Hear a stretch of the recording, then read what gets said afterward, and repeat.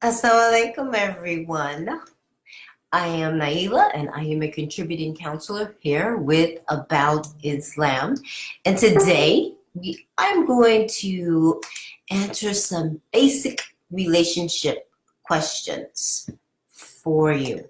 As always, I'm going to pull up everything so I can be prepared for you. Do know if you do have a question that you can send it to the inbox. You can send a message to About Islam, and I will definitely try to answer it today. While you're here, when you come in, please let me know where you are. I am in Atlanta, Georgia,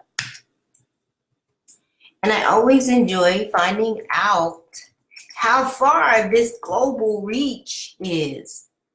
Especially when it comes to the deen. We have so much in common when it comes to Islam, regardless of where it is that you are. That's a beautiful thing about Allah's religion. So I'm going to pull up my questions. If you have one, please feel free to present it. If you would like, you can present it here. Or, again, you can send a message to About Islam, and I will ensure that I get it. I do have a few that have already been sent that I'm surely going to cover for today. Okay? So, Asa from South Africa, how are you? Wa alaikum salam. You're a long way away. I actually have a dear friend who's from South Africa. I know she used to always invite me to her home for tea. Oh, it'd be delicious, and her home always smelled so good. So I have very, very fond memories from someone from South Africa. Assalamu alaikum, I see you, Trudy. You've been a regular here. Glad to see you again. So again, let me know where you're coming from. What city are you repping? What are you representing for today? Ooh, Italy. Wa alaikum salam. Happy to have you here. So I'm going to go ahead and I'm going to get started with our first question for today. I am a 14-year-old girl, and my issue is regarding my mother. She is always abusive, and I have several bruises and bleeding spots around my face and body. She doesn't do it for a specific reason. Whenever she feels angry, she just starts hitting. Sometimes I feel like she is going to cause me serious harm. I hold her hand for defense. Other than that, I'm always respectful towards her. Can I defend myself if she is severely hurting for no reason? This is a hard one. This is a hard one because this is your mother. Wa alaikum salam, Ismail. Wa alaikum salam, Omar. This is a difficult one because it is the mother. But I want us to be mindful that parents are on their own journey also. That parents have their own set of issues. Parents have their own set of problems. And sometimes those things that they don't deal with well, it does come out on their children, because their children are the path of least resistance, because they know you can't do very much. So, and again, I don't want to defend your mother. I want us to understand, for all of us to understand how, sadly, how this can be so common when, as adults, we don't deal with our stuff. We will take it out on people that are around us, that are the closest to us. And she asked, can I defend myself? I'm going to tell you, I'm not going to tell you to hit your mother, okay? But what I am going to recommend is that you seek some outside intervention, that you talk to a social worker at a school, that you seek the help of a family member or an elder. And I know that I'm suggesting something that very few people want to do. Feel like, oh, I can't tell anyone. Oh, I can't expose this sin. Oh, I can't say this about my mother. You know what? And I've said this before, the way to fix anything is to declare it as truth. We even do that as Muslims. We declare our shahada. If we're going to convert to Islam, we take our shahada. We make a declaration even before Allah. We recite the shahada again several times a day. We declare our truth. And this is how the first way that we fix something. This is the first way to acknowledge something. And Allah gives us the practice for this repeatedly, over and over again in the deen. That we have to tell our narrative, and that you will need to tell your truth, and you're going to need to get some help. And it doesn't mean telling 10, 11, 12 people. It means telling someone who actually is in a position to be able to do something for you. Okay? So, when you say defend yourself, your defense, your best defense is to find someone who's going to be able to help your mother and to help you. That is defense. Excuse me. Okay, I'm going to go to the next question. It says, I was engaged and my ex-fiance's father died due to cancer. Within 6 to 8 months, he died. He was in extreme pain. And the formal reason to end the engagement was that the guy I was engaged to needed 5 years to settle, as he knew his father would no longer be able to live. And he needed a house, and he wants to get both of his sisters married. But the real reason, they are saying these reasons, but also that the families didn't match. And the main reason that is that, according to me, meaning the person, not me, Naaila, and according to the things and actions they have been doing, is that they think that from the moment I have been engaged to their son, they have faced many problems. My fraternal uncle's wife is a person who envies a lot, no doubt. Her evil eye is evil, no doubt. But really, can her evilness cause someone's death? Can this thing be responsible for one's death? My elder cousin agrees that it can do this type of damage, but I don't know. Okay, so it really is asking about the ayn and how far the depths of the ayn can go. You know, the ayn is real. And the Prophet sallallahu alaihi wasallam, you know, he told us in his wonderful wisdom ways to protect ourselves from the ayn. But how far can it reach? Can it cause death? MashaAllah, you know, that's really the qadr of Allah. We can't say how far it's not going to go. How can I say that the ayn is only going to go here and it's going to stop here? We don't have any control over the ayn. None. Only thing we have control over is our thoughts. And this is where, you know, jealousy and having evil thoughts and feeling hatred towards someone, you know, that's just not a good vibe and a good energy to put out there. And the other thing is we have to remember that this does something to ourselves internally. I mean, who feels good? Does anyone feel good thinking bad thoughts and thinking negative thoughts and wanting harm for someone? That doesn't feel good. Even if they've hurt you, that doesn't feel good. It's just not a great place to exist from. So what I want to present here, I'm going to go back and say it. What you're asking is, can the ayn do this? I want us to be mindful. We cannot predict what the ayn can do, period. We have no control over the evil eye. This is why it is necessary for us to do two things. One, to protect ourselves from it. And two, to watch our nafs, to watch our desires, to watch our thoughts, so that we don't put that type of vibe and that type of energy out there. You know, a Muslim is supposed to be safe from the hand and the tongue of another Muslim.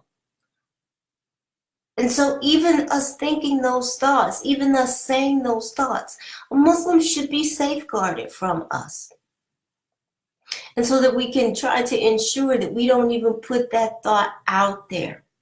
that we even pray for protection from our own thoughts and feelings in regard to jealousy. Okay? So, my answer to that is we don't know what the arm will do. We have to be mindful. Everything is by Allah's decree. So let us be cautious about what we do. Once you put something out there, you don't have any control over where it goes or what it does or how it impacts people. Okay. All right, so I have one more question. I have a problem. I'm getting married in a month. However, my mom doesn't want us to be together on our nikah night alone in a hotel. I am now shy and worried to even bring it up after she has said no. When my future husband, mother, in their culture, they recommend it and say that the parents usually pay for the hotel. However, my mom doesn't want me to. And what should I do about going with?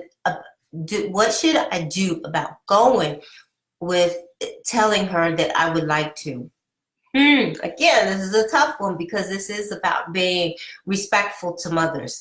I know that, and I don't know where this person is from, but I do know that, being respectful to family, getting family's input, all those things can be so, so important. And especially where a person's culture, what a person's culture is in regard to family input. So because I don't know, I don't want to negate that or to dismiss it. But this is what I am going to say to this person. Once you marry, your husband becomes your mahram. Your husband becomes your protector. Your husband also becomes your lover. Your husband also becomes a person that, inshallah, you will grow to confide in, to be safe with, and to live with. And that begins, people decide to determine when they're going to take their rights. That is for a couple to decide. Your husband has the right to your companionship, and you have the right to his companionship because you said, I want to go. Your mother doesn't get to dictate that for you. You are going to be, and you obviously you're already an adult. You're going to get married, and you're old enough for someone to believe for you that you should get married, or you can get married in a month. You are an adult. And this is the part where it can be very difficult with marriage, because it's a transition from being single to married. And there's this phase in between where you really literally have to prepare the people around you for your new married life. People have to get accustomed to you having a husband and having a wife, and knowing that you can't just call me the way that you used to, that I may not be at your house for Eid. I may be at the house of my husband or my wife. Life changes once you get married. And it does sound like this might be a difficult transition for your mother. However, it is one that you are going to have to teach her. And it surely is going to start on the day, not even the night, on the day of your nikah, for you and your husband to begin making your decisions for your marriage. And I see where you said that his mother, she has an opinion about whether or not this should be done.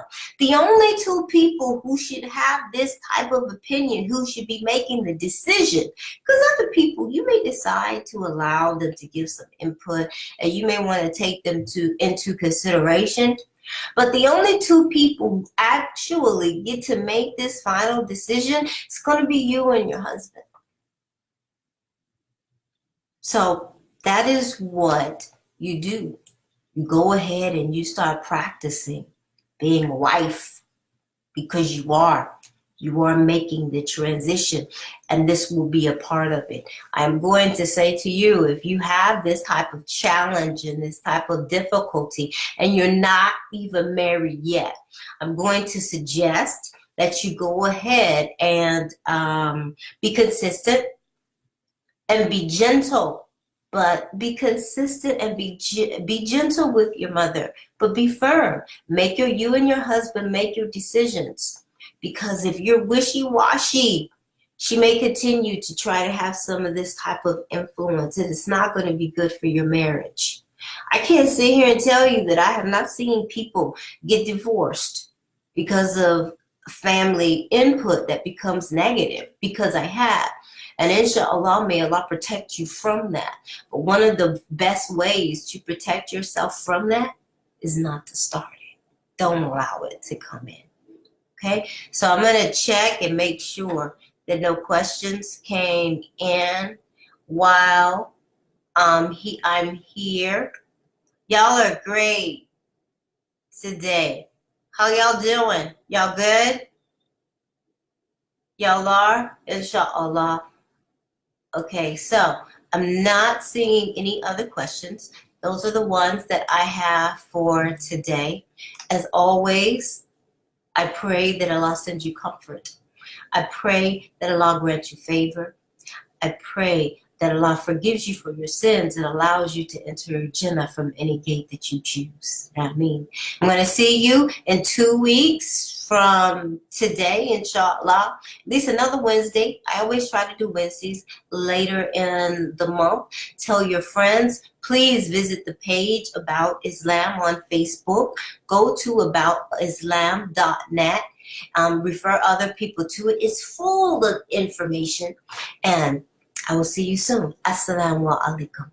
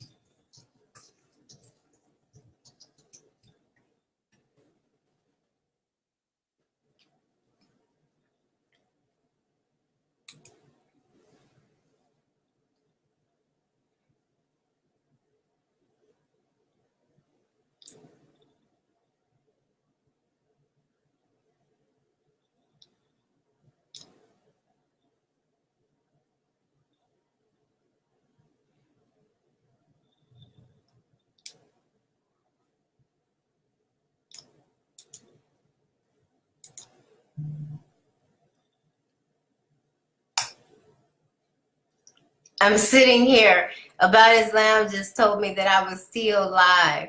I'm sitting here and I'm reading all of the comments. Okay, so I'm going to cut it off. All right, y'all take care. Assalamu alaikum.